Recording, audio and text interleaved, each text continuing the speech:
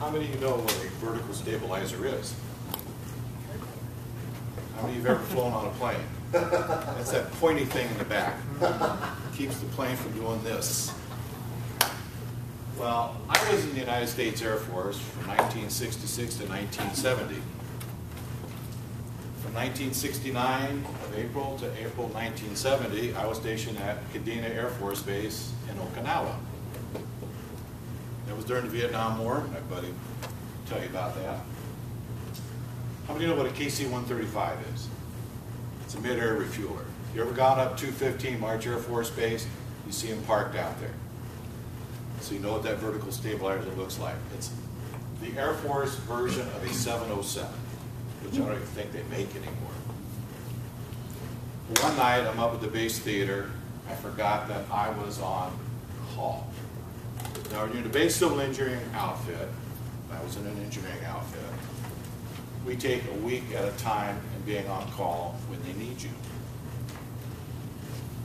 Right in the middle of the movie, Sergeant Orsini, report to the white phone, please. Sergeant Orsini, report to the white phone, please. Now, I'm in the middle of the theater. You know how embarrassing it is to get up in the middle of the theater, walk out, and everybody's watching you.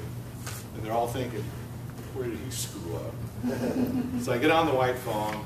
We got a job on the SAC side of the base. Now, our side of the base we called the TAC side. Everybody came in, all the planes would fly in. The SAC side had the B-52s, the KC-135s, and the SR-71. I didn't get to touch the SR-71, but I got to touch the 52s and the KC-135s. What they needed done was they needed to have the tail put back on the plane. Now they can take it off, but they don't have a crane big enough to put it back on the way it needs to be put on. So Sergeant Johnson and I, after they picked me up at the theater, get down to the yard, the heavy equipment yard, get the crane, go around the side. Well, I'm the driver. So if I'm the driver, he's the crane operator because he sits back up in the crane. It's starting to drizzle.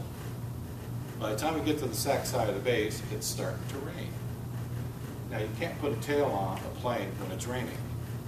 Now, one is because the crane has foot brakes.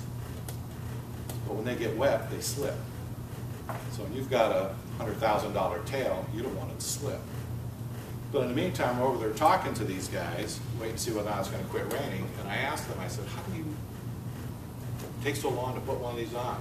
They were telling us it takes anywhere from 2.5 to 3 hours. Now, Sergeant Johnson, who was my immediate supervisor, has a problem. Putting on the tail is breaking into his drinking time. And this man could drink. So he's sitting there and he's looking at me and he's going through one cigarette after another and he's getting anxious. He's starting to get nervous, which is making me nervous because he's the crane operator. I'm just the signal guy. So we decide we can't do it that night. It's raining too much. We go back.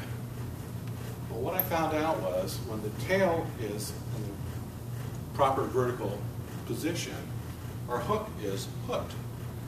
Have you ever seen a hook on a crane that has a little dinghy like this that actually stops, slings, or whatever you got on the low from slipping out of the hook? It's actually a safety feature. They never were able to figure out how to unhook that at the same time the hook would fall away from the tail. So the next day, I run up to the electric shop because I know I'm going to have to go back out there the next night, and I get a hook. Now, have you ever seen a jack hook?